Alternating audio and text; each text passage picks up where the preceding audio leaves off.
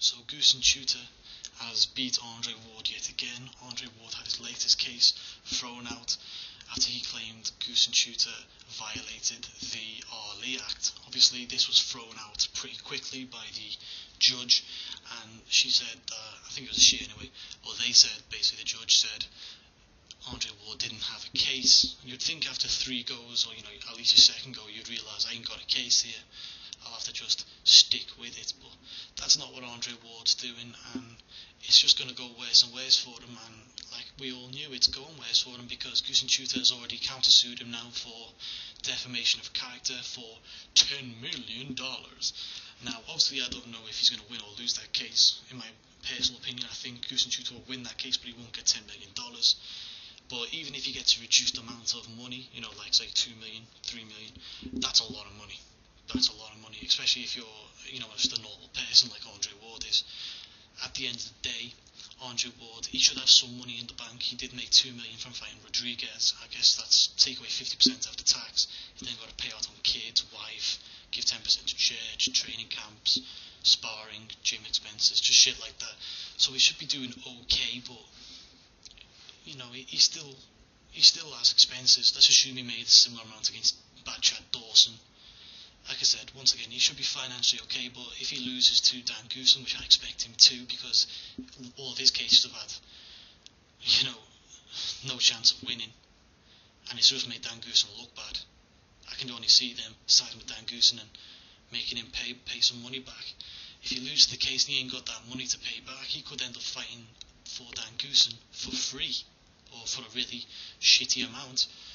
I mean, for pennies, I'll give you an example. Let's say he's fighting for 10% of the purse until his debt to Dan Goossen is paid off. All the rest of the money going to Dan Goossen. Here's another thing I've just thought about. Legal proceedings, they ain't cheap either, are they? I mean, everyone forgets what this all started, around about and stuff. He was saying he wants the biggest fights, and his idea of the biggest fights, this is Andre Ward, is he wanted to fight Julio Cesar Chavez Jr., and that fight, we all know, fell through. People forget that.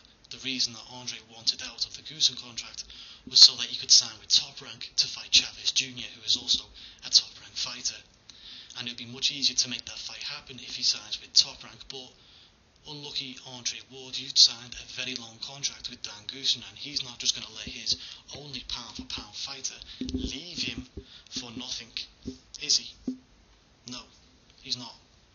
You see, you can't just cut up your contract you're tied into because it's not in your best interests anymore.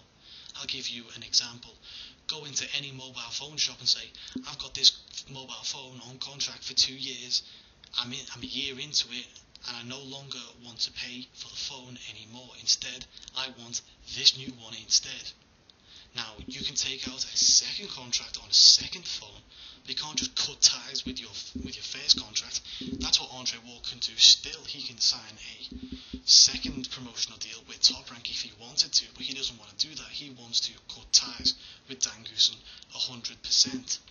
But you can't really do that, Andre, because you're tied into a contract, and he's kept his end of the bargain. You need to keep yours. Unfortunately for Andre, he's not doing that. And I'm just going to go into this next part. I just cannot see Andre Ward, ever beating Dan Goossen in court in a court case. I can't see it. Ward is saying that Goossen isn't doing enough to get him the biggest fight. That's one of his little nitpicks. Well, look at your career, Andre Ward. Look at your career. Dan Goossen is the person who got you into the Super 6 tournament when you, Andre Ward, were a complete unknown to everybody. He got him 100% of his fights in the Super 6 tournament inside America, all but one in walking distance from his house. FYI, Dan Goossen had to give away a large percent of the fight pairs, to the opponent to have that happen. You can see that by watching the Super 6 360 camp thing on Showtime.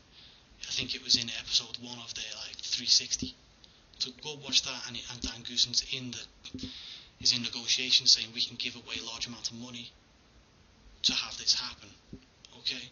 They then got him, after the Super 6, the lineal light heavyweight world champion to come down to £168 to fight Andre Ward. Guess where? Oakland. Spitting distance from Andre Ward's house. Has he still not done enough for you, Andre? Has he still not done enough for you? Oh, well, I'll help you out, After you tried to sue him and it didn't really work out, he then got you a showcase fight against Delvin Rodriguez. Not Delvin Rodriguez. Shit. Some other Rodriguez. That's the point. He's an unknown. For $3 million. That was the fight base, $3 million. $2 million went to Andre Ward, $1 million to Rodriguez. The fight was in California, and it was on the number one rated sports TV station inside America, HBO. But he's not done nothing for you, Andre, has he? Dan Goossen's done nothing for you, apparently. And it's just, Andre Ward's got no case. He's got no case. He has literally no case. I'm just going with a few things that he's recently been talking about, Andre Ward. Recently he said in an interview, that he doesn't see himself as a £175 fighter, like heavyweight fighter in other words, saying that he has no interest in going to that weight limit right now. He then went on to say, even if he fought Kovalev and won, then what? Like the division's dead after Kovalev. I mean, if Andre Ward was to beat Kovalev, there's still guys in the division, and that's still a big if, by the way. Damn. I mean, then there's the likes of Adonis Stevenson, Bernard Hopkins, Jean Pascal, Jürgen Brehm is still there. That'll be an easy warm-up fight for him. Lucien Boutet is still there. Jesus, there's a whole shitload of people at that weight limit, and this guy's like, oh no, and then what? What if I beat the number one? If I beat one of the number one guys, then what? Well, then you fight one of the other motherfuckers then.